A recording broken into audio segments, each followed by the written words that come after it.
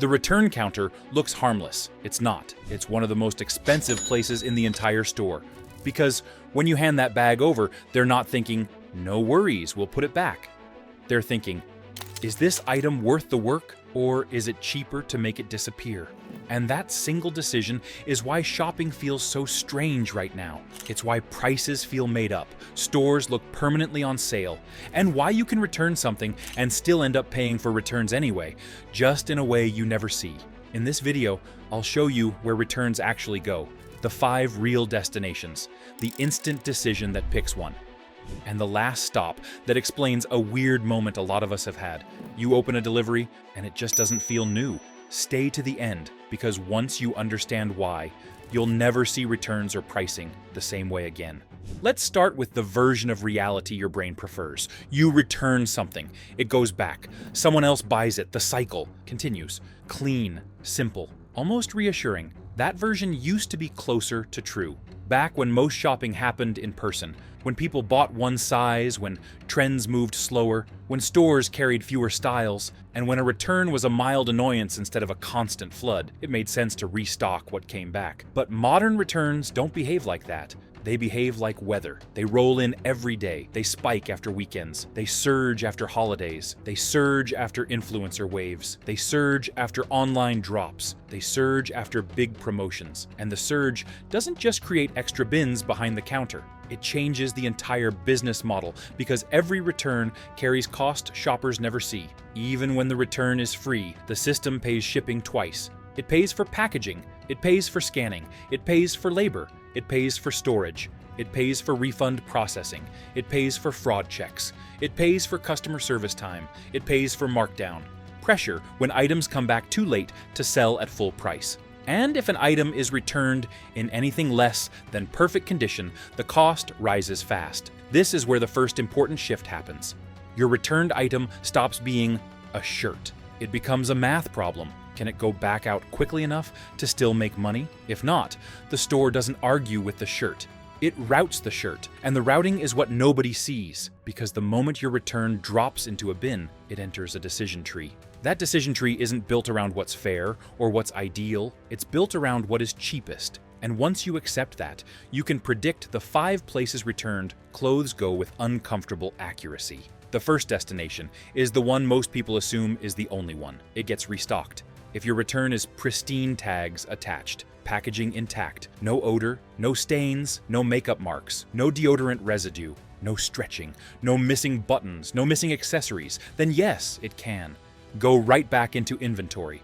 But even restocking has rules, because there's a difference between sellable and sellable here. Imagine a linen blazer. It's returned 3 weeks after launch. It's technically perfect. A normal person would look at it and say, "That's new." The system doesn't see it that way. The system sees a product with weakened momentum. The front tables have already rotated. The store has moved on emotionally. Online, the algorithm may have stopped pushing it. In-store, staff are folding different pieces now. The blazer didn't just come back, it came back late. So the blazer might not return to the same shelf you took it from. It might get moved to a quieter rack. It might get sent to a different store where that item still has demand. It might get held for a future markdown cycle because the company would rather clear it later than keep it clogging a prime spot now. This is why shoppers sometimes experience something they can't fully explain. An item disappears. Online, then your size reappears a week later, not as a restock announcement, just quietly back. That can be normal inventory movement. It can also be returns being reintroduced. And sometimes you can feel it when it arrives. Tags are there, but the fold isn't crisp. Tissue paper looks like it's been opened and restuffed. The bag is wrinkled. The garment feels handled. Not destroyed, just not untouched.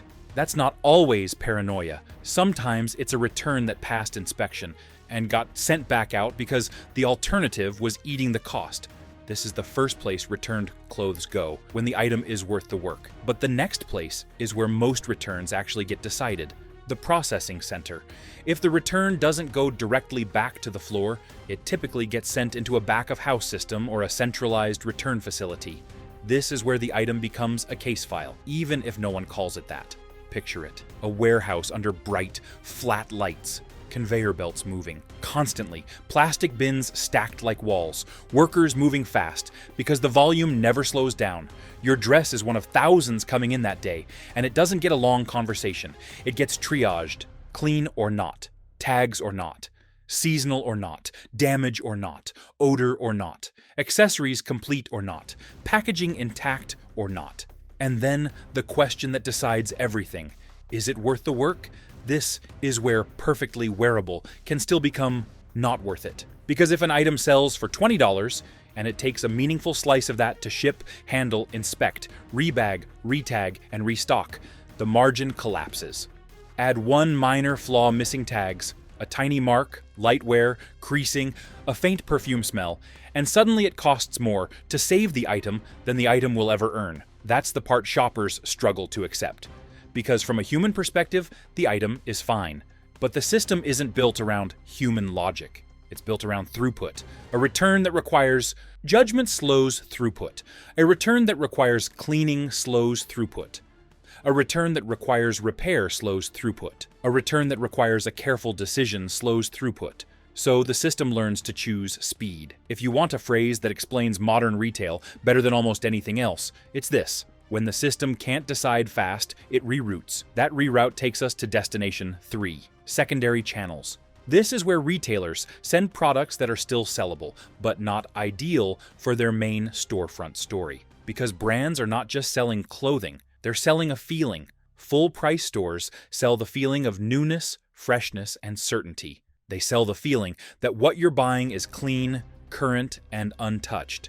Returns threaten that feeling. Overstock threatens that feeling. Late-season inventory threatens that feeling. Items with subtle imperfections threaten that feeling. So retailers built escape routes. Outlets are one of the biggest routes. People think outlets are just last season. Sometimes they are. Sometimes they're overstock. Sometimes they're made for outlet product, designed to live in a discount ecosystem from day one. And sometimes outlets are where awkward inventory goes. Inventory that can't return to a full-price floor without weakening the illusion. Off-price retailers play the same role. Their entire identity is, we found this. Their customers are not paying for the clean story. They're paying for the thrill. That's why those stores can absorb weird inventory without collapsing trust. Then there are liquidation partners, bulk buyers, who take pallets of mixed goods and move them fast. Once items enter that world, they become anonymous. They lose their original context. They become assorted apparel in a stream of product that can be sold, resold, exported, split across small sellers, and scattered. This is how you can sometimes see something that looks suspiciously familiar in a completely different retail universe. It didn't disappear, it got rerouted. And if you're thinking, okay, so my return probably gets restocked or sold somewhere else, that's still the optimistic version, because Destination 4 is where the system sends returns, when saving them stops making financial sense. Waste, landfill, incineration, downcycling. Downcycling sounds kind, but it often means not clothing anymore. It can become rags, stuffing, insulation, shredded fiber. It's a slow exit ramp that still ends the garment's life as something you'd recognize.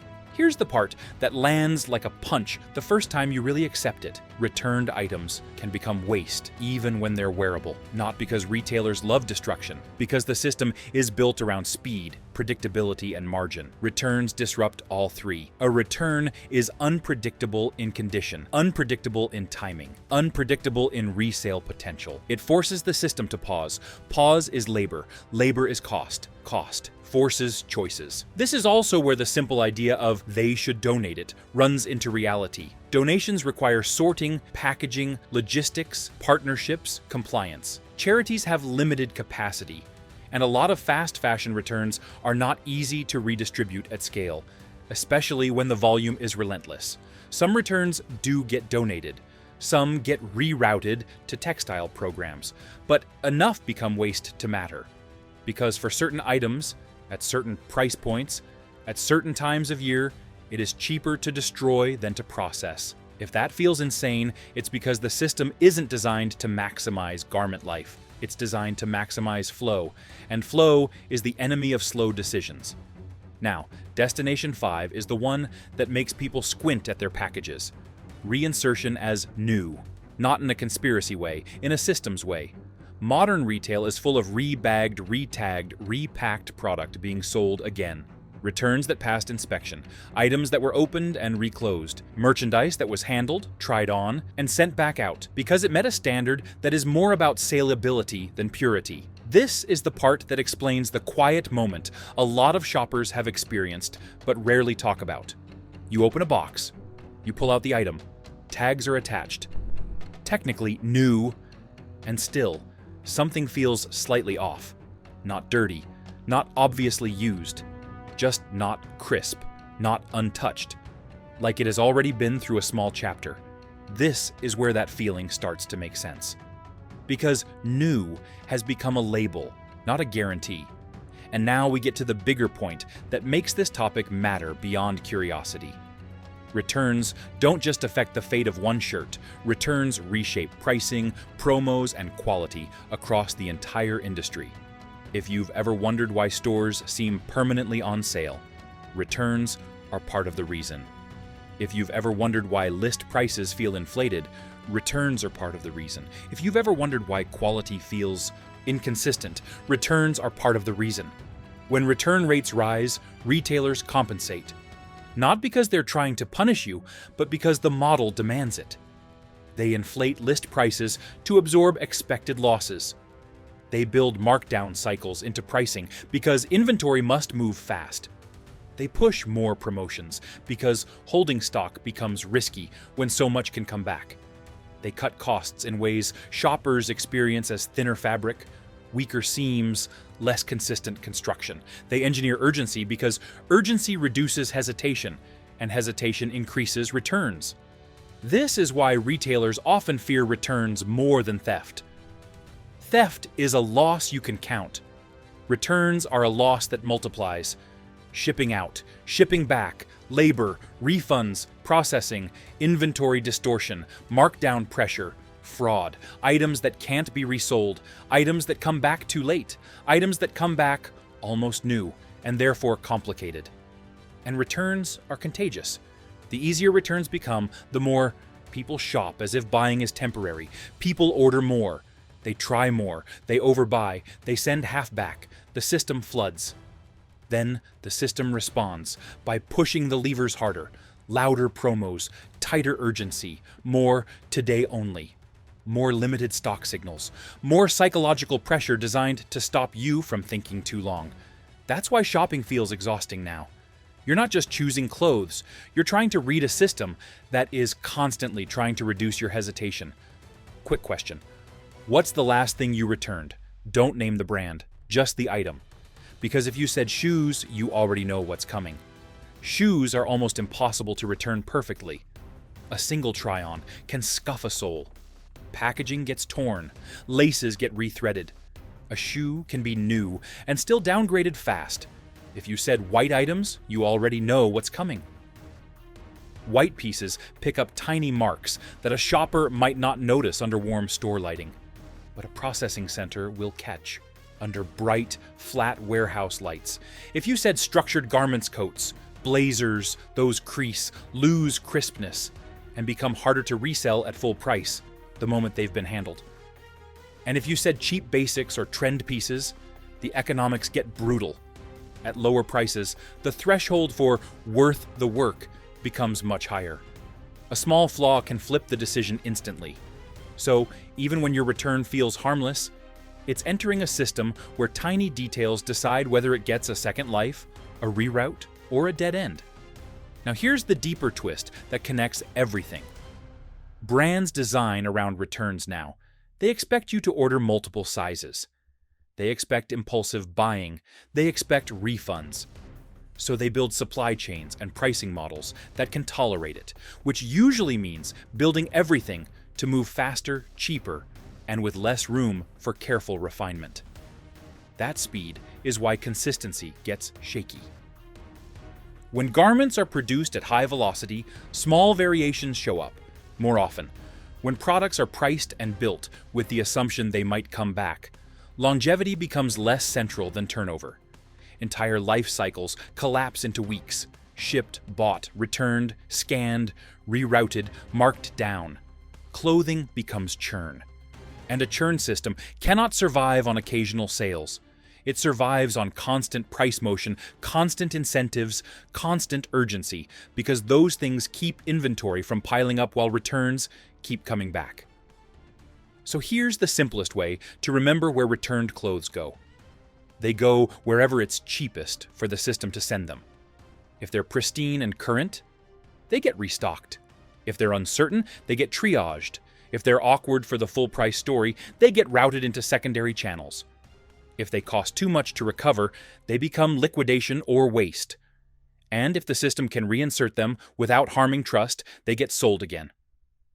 Once you understand that, the confusion clears, not into guilt, into clarity. Because confusion is expensive. Confusion is what makes people buy fast just to stop thinking. Confusion is what makes you overorder sizes, then return half, then repeat. Confusion is what makes you pay full price to avoid the stress of wondering whether you should wait. And the system quietly counts on that loop. So the next time you return something, don't picture it neatly going back on the shelf like nothing happened. Picture it entering a machine that has to decide whether it's worth saving. And then zoom out, because the real story isn't just what happens to your returned dress. It's what happens to shopping when undo becomes part of the business model. Here's what I want you thinking about the next time you see a store running another endless promotion. Is that discount generosity, or is it the system trying to keep inventory moving faster than returns can bring it back? And here's the question I'll leave you with. Do you think returns should stay frictionless and free forever? Or do you think return culture has gotten so big it's quietly breaking retail itself? Because once you understand where returns go, you start noticing something else. The return system doesn't just respond to shoppers, it trains them. And the way it trains you is one of the reasons full price stopped feeling real in the first place. If this helped, don't forget to like this video and subscribe for more fashion deep dive. See you in the next one.